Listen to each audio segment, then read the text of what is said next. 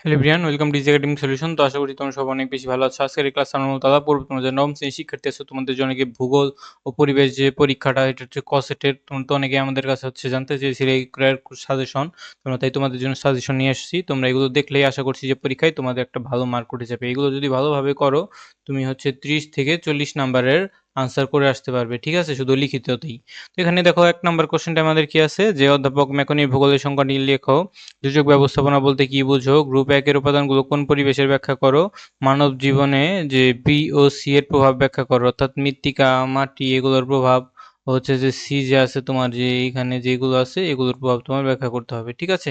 আচ্ছা, তো নেক্সট আমাদের পরবর্তী কোশ্চেনটা আমাদের কি আছে দেখো, আমাদের হচ্ছে এই কোশ্চেনটা আমাদের কি বলা আছে, এই কোশ্চেনটা আমাদের বলা আছে হচ্ছে যে দ্রাঘিমার যে কত, ঢাকার দ্রাঘিমা হচ্ছে 90 ডিগ্রি পূর্বে অবস্থিত, অন্যদিকে 139 ডিগ্রি পূর্ব দ্রাঘিমার একটি শহর। তো এই কোশ্চেনগুলো তোমাদের যে গাইড আছে, গাইডের যে বোর্ড কোশ্চেন আছে না, গাইডের বোর্ড কোশ্চেনের সাথে তুমি মিল পাবে। তুমি গাইডটা খুলে এই কোশ্চেনগুলো দেখে পড়ে নেবে। ভূসংস্থানিক মানচিত্রের সংজ্ঞা লেখো। বিভিন্ন দেশের একাধিক প্রমাণ দেখা যায় কেন। উদ্দীপকে বর্ণিত শহর দুটির সময়ের ব্যবধান লেখো। যখন ঢাকার স্থানীয় সময় 9টা তখন আমাদের স্থানীয় সময় কত হবে ব্যাখ্যা করো, ঠিক আছে।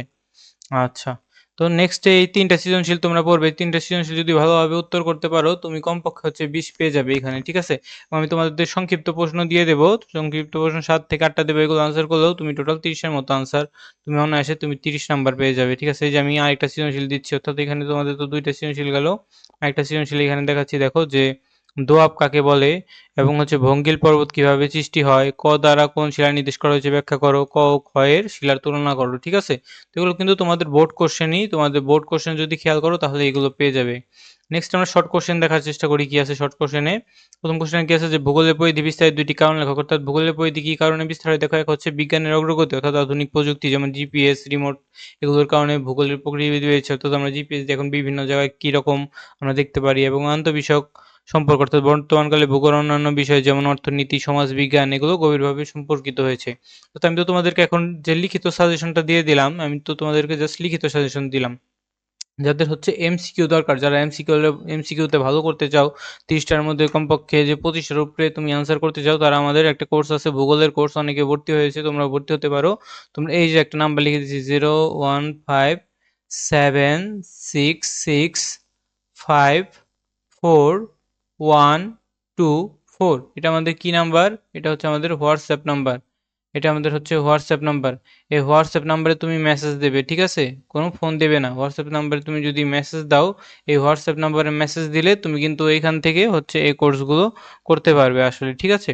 আচ্ছা দেখো, নেক্সট ঠিক আছে, যে সমুদ্রবিদের আলোচ্য বিষয় কি কি, অর্থাৎ সমুদ্রতলের প্রকৃতি, সামুদ্রিক জলস্রোত, জোয়ার, সমুদ্রের লবণাক্ততা ও উষ্ণতা, ঠিক আছে। তো নেক্সট আমাদের কি আছে দেখো, যে গ্যালাক্সি বলতে কি বুঝো। তো মহাজগতের অসংখ্য নক্ষত্র, ধূলিকণা, গ্যাসীয় মেঘ এগুলোর প্রভাবে যখন একটি স্বচ্ছ বায়ুমণ্ডলী তৈরি হয় তাকে গ্যালাক্সি বা নক্ষত্রমণ্ডল বলে। আমাদের পৃথিবী ও সৌরজগৎ মিল্কি ওয়ে নামক গ্যালাক্সির অন্তর্ভুক্ত।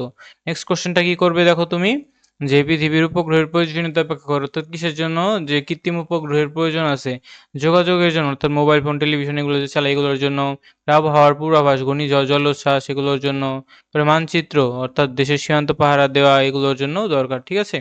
নেক্সটে দেখো আমাদের কি আছে, যে পৃথিবীর বৃহত্তম রেখা কোনটি। পৃথিবীর বৃহত্তম রেখা হচ্ছে নিরক্ষরেখা। এর ব্যাখ্যা কি? নিরক্ষরেখা পৃথিবীর ঠিক মাঝখান দিয়ে পূর্ব পশ্চিমে বেষ্টন করে আছে। যেহেতু পৃথিবীর মাঝখানে একটি স্ফীততা এর মাঝারি মাঝ দিয়ে বেশি, এবং এই রেখার কারণেই মেনলি এটা হয়। আচ্ছা, যে মানচিত্রে স্কেলের ভূমিকা ব্যাখ্যা করো। অর্থাৎ একটি যে ভূপৃষ্ঠের বিশাল দূরত্বকে মানচিত্রে ছোট করে কমিয়ে দেখতে সাহায্য করে। মানচিত্রের যে কোনো দুইটি স্থানের প্রকৃতি কত তা স্কেলের সাথে নির্ভুলভাবে পরিমাপ করা যায়। তো যারা হচ্ছে আমাদের হচ্ছে যে তোমাদের যে আরো যে বিষয় আছে, যে পৌরনীতি এবং আরো কি কি বিষয় আছে তোমাদের যে ইতিহাস, এই বিষয়গুলো নবম শ্রেণীর যদি দরকার হয়, আমাদের যে কোর্স আছে, আমাদের কোর্সে তোমরা ভর্তি হতে পারো। মাত্র হচ্ছে তুমি যদি ফুল সেটটা নাও, মাত্র তুমি 120 টাকা দিয়ে আমাদের এমসিকিউ সিকিউ অ্যান্সার করতে পারবে। তুমি যদি জাস্ট যদি তোমার এমসিকিউ লাগে তাহলে 100 টাকা দিয়ে এটা অ্যান্সার করতে পারবে, ঠিক আছে। আচ্ছা, তো এই ছিল আমাদের যে কোশ্চেন। তো দ্রাঘিমার 1 মিনিটের জন্য 1 ডিগ্রির জন্য পার্থক্য হয় 4 মিনিট। এইভাবে বিভিন্ন স্থানের সময় আমরা বের করতে পারি। যেমন হচ্ছে এইখানে তুমি এই অঙ্কটা যদি খেয়াল করো, এই যে এই অঙ্কটা, এটা দেখো এখানে কি বলা হয়েছে। আচ্ছা ধরো, এখানে ধরো এটা 90 ডিগ্রি, হ্যাঁ। তো এটা বলা হচ্ছে 90 ডিগ্রি পূর্বে। আচ্ছা, এটা ধরো উত্তর, এটা ধরো হচ্ছে উত্তর, দক্ষিণ, পূর্ব, এটা ধরো পশ্চিম। আচ্ছা, একটা ধরো আছে 90 ডিগ্রিতে আছে, হ্যাঁ, একটা ধরো 90 ডিগ্রিতে আছে, আর একটা কত ডিগ্রিতে আছে, একটা ধরো আচ্ছা একটা 90 ডিগ্রিতে আছে, একটা আছে তোমার হচ্ছে 139 ডিগ্রি, একটা আছে ধরো এই পাশে আছে। তো তুমি এইটার ডিফারেন্স বের করবে, এই ডিফারেন্সের জন্য তোমার যে পার্থক্য আছে সেগুলো বের করবে। গাইডে তুমি আসলে এই ম্যাথগুলো পেয়ে যাবে, ঠিক আছে? আচ্ছা ধন্যবাদ সবাইকে।